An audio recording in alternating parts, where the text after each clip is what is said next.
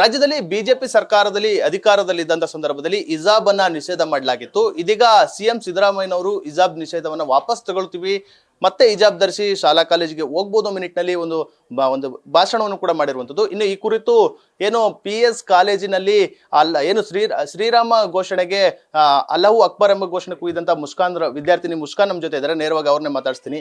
Madam, ಕಳೆದ 2 ವರ್ಷಗಳಿಂದಲೂ ಕೂಡ ಹಿಜಾಬ್ಗೆ ಅವಕಾಶ ಇರಲಿಲ್ಲ.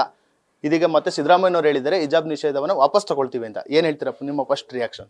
ಸರ್, ಅಲ್ಹಮ್ದುಲಿಲ್ಲಾ, ಫಸ್ಟ್ ನಾನು ಧನ್ಯವಾದ ಮಾಡ್ತೀನಿ ನಮ್ಮ CM ಸಿದ್ದರಾಮಯ್ಯ ಸರ್ಗೆ, ಮತ್ತು DK ಶಿವಕುಮಾರ್ ಸರ್ಗೆ, ಮತ್ತು ಎಲ್ಲ ಎಜುಕೇಷನ್ ಮಿನಿಸ್ಟರ್ಗೆ ಸರ್ಗೆ ಎಲ್ಲರಿಗೂ ಧನ್ಯವಾದ ಮಾಡ್ತೀನಿ.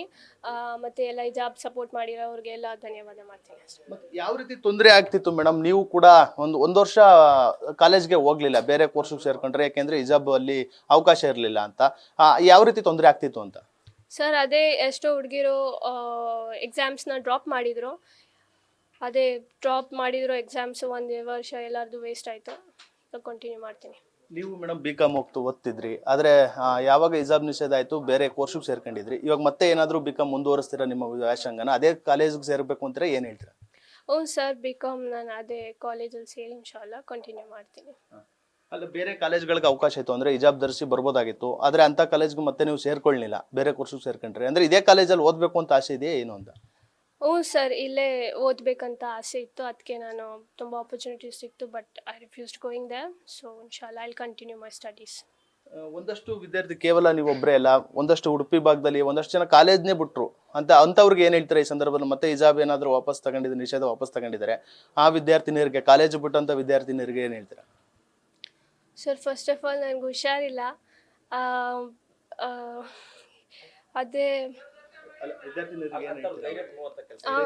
ಅದೇ ನಾನು ಈಗ ನಮ್ಮ ರೈಟ್ಸ್ ನಮ್ಗೆ ವಾಪಸ್ ಸಿಕ್ಕೈತೆ, ಬನ್ನಿ. ಎಜುಕೇಷನ್ ತುಂಬ ಮುಖ್ಯ, ಇದನ್ನ ಕಾನ್ಸಂಟ್ರೇಟ್ ಮಾಡಿ ಓದಿ ಎಕ್ಸಾಮ್ನ ಬರೀರಿ ಅಷ್ಟೇ. ಮತ್ತೆ ಹಿಜಾಬ್ ನಿಷೇಧವನ್ನು ವಾಪಸ್ ತಗೊಳ್ತೀನಿ ಅಂತ ಸಿದ್ದರಾಮಯ್ಯನವರು ಹೇಳ್ತಾ ಇದ್ದಾರೆ, ಆದರೆ ಬಿಜೆಪಿ ನಾಯಕರು ಒಂದಷ್ಟು ಅದಕ್ಕೆ ಟೀಕೆಗಳನ್ನ ಮಾಡ್ತಾ ಇರುವಂಥದ್ದು ಮೇಡಮ್. ಮತ್ತೆ ಒಂದು ರೀತಿ ಸಂಘರ್ಷ ಏರ್ಪಡುತ್ತೆ ಶಾಲಾ ಕಾಲೇಜಲ್ಲಿ ಅಂತ, ಏನು ಹೇಳ್ತೀರಾ ಅವ್ರಿಗೆ? ಸರ್, ಇದನ್ನ ನಾವು ಫಸ್ಟಿಂದ ಹುಡುಗಿರು ಹಾಕೊಂಡು ಹೋಗ್ತಿದ್ರು, ಅದಕ್ಕೆ ಇದನ್ನ ಹಾಕೊಂಡು ಹೋಗಿ ಎಕ್ಸಾಮ್ ಬರೀತೀವಿ. ಅಲ್ಲ, ಬಿಜೆಪಿ ನಾಯಕರು ಆ ಥರ ಟೀಕೆಗಳು ಮಾಡುವಂಥದ್ದು ಅಂತ ಸರ್. ಮತ್ತೊಂದು ಕಡೆ ಮೇಡಮ್, ಸುಪ್ರೀಂ ಕೋರ್ಟ್ನಲ್ಲಿ ಈ ಒಂದು ವಿಚಾರ ಇರುವಂಥದ್ದು. ಅಂದರೆ ಈಗಾಗಲೇ ಹೈಕೋರ್ಟ್ ನಿಷೇಧವನ್ನ ಒಂದು ಕಡೆ ಒಪ್ಕೊಂಡಿತ್ತು, ಸರ್ಕಾರದ ನಡೆಯನ್ನ ಸರಿ ಅಂತ ಹೇಳಿತ್ತು. ಆದರೆ ಈಗ ಸುಪ್ರೀಂ ಕೋರ್ಟಲ್ಲಿದೆ. ಈ ಸಂದರ್ಭದಲ್ಲಿ ಹಿಂಪಡೆಯುವಂಥದ್ದು ಸರಿನಾ ಅಂತ? ಸರ್ ನೋಡಿ, ಎಲ್ಲ ಕಾಲೇಜಲ್ಲಿ ಇದಿಲ್ಲ, ಸ್ವಲ್ಪ ಕಾಲೇಜಲ್ಲಿ ಆಗಿರೋದು. ಅದಕ್ಕೆ ಈಗ ಇದು ಸಿಕ್ಕೈತೆ ರೈಟ್ಸ್, ನಾವು ಹೋಗಿ ಎಕ್ಸಾಮ್ನ ಕಂಟಿನ್ಯೂ ಮಾಡ್ತೀವಿ ಅಷ್ಟೇ.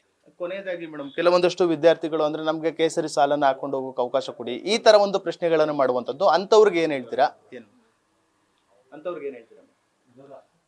ಈ ತರದಿಂದ ವಾತಾವರಣ ಕೆಡುತ್ತಾ ಏನು ಹೇಳ್ತಾರೆ ಸರ್? ಅದೇ ಹೆಂಗೆ ನಾವು ಮೊದಲೇ ಪ್ರೀತಿಯಿಂದ ಇದ್ವಿ ಹಂಗೆ ಇರೋದ, ಅಣ್ಣನ ತಂಬಿತ್ತಿರೋ ಥರ, ಬ್ರದರ್ಸ್ ಆ್ಯಂಡ್ ಸಿಸ್ಟರ್ಸ್ ಥರ ಹೋಗಿ ನಾವು ಕಾಲೇಜಲ್ಲಿ ಸ್ಟಡೀಸ್ ಮಾಡ್ತಿದ್ವಿ, ಹಂಗೆ ಕಂಟಿನ್ಯೂ ಮಾಡೋದು ಅಷ್ಟೇ. ಇದಿಷ್ಟು ವಿದ್ಯಾರ್ಥಿನಿ ಮುಷ್ಕಾನ್ ರವರು ನ್ಯೂಸ್ ಫಸ್ಟ್ ಜೊತೆ ಮಾತುಗಳನ್ನ ಹಂಚ್ಕೊಂಡಿರುವಂಥದ್ದು. ಅಂದ್ರೆ ಈ ಒಂದು ಸಿದ್ದರಾಮಯ್ಯನವರ ಒಂದು ತೀರ್ಮಾನವನ್ನ ನಾವು ಕೂಡ ಸ್ವಾಗತ ಮಾಡ್ತೀವಿ, ಅವ್ರಿಗೆ ಧನ್ಯವಾದಗಳನ್ನು ಕೂಡ ಸಲ್ಲಿಸ್ತೀವಿ ಮಾತುಗಳನ್ನ ಹೇಳ್ತಾ ಇರುವಂಥದ್ದು. ಕ್ಯಾಮ್ರಾ ಪರ್ಸನ್ ಹರ್ಷಿ ಜೊತೆ Nandish, news first Mandya. News first ನಿರ್ಭೀತಿಯಿಂದ ನಿಮ್ಮ ಪರವಾಗಿ.